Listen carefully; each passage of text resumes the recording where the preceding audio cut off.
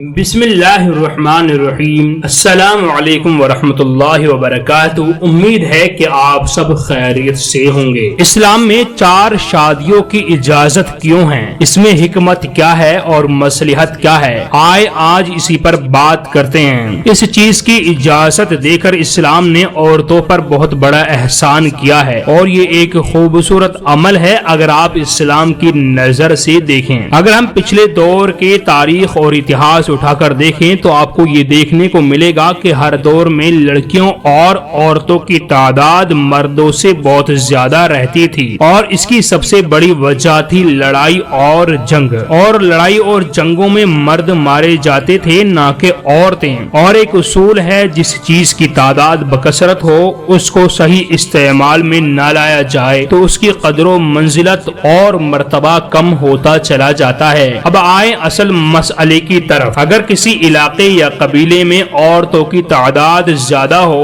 اور مردوں کی تعداد کم ہو تو اب آپ بتاؤ کہ شادی کرنے کے لیے مرد نہ بچے ہوں، کیونکہ ہر ایک مرد نے ہر ایک عورت سے شادی کر لی ہوگی، اب باقی بچی ہوئی عورتوں کا کیا بنے گا؟ جبکہ جنسی خواہش جتنی مردوں میں موجود ہوتی ہے اس سے کہیں زیادہ عورتوں میں موجود ہوتی ہے۔ یہ انسانی فطرت ہے، اس میں کوئی برائی نہیں۔ اب اس کے پورا کرنے کے 2 ہی طریقے ہیں، یا تو عورتیں زنا کریں یا پھر شادی کریں۔ اب اس میں سے کون سا طریقہ بہتر ہے، شادی یا زنا، یہ آپ بتائیں۔ اب جو عورت زنا کرے گی اسے معاشرہ ہمارا کیا کہتا ہے آپ سمجھ سکتے ہیں، اور جو عورت شادی کرے گی وہ محترم اور کسی کی ماں بن سکتی ہے۔ اب آپ مجھے بتائیے اس میں سے بہتر طریقہ کون سا ہے، کہ یا تو عورتیں زنا کی طرف چلے جائیں کیونکہ مرد حضرات بچے نہ ہوں، یا پھر دوسرا طریقہ یہی ہے کہ عورتیں دوسری یا تیسری کسی مرد کے ساتھ شادی کر لیں تاکہ انہیں عزت اور احترام مل جائے۔ اس میں فائدہ مردوں کا ہرگز نہیں، اس میں فائدہ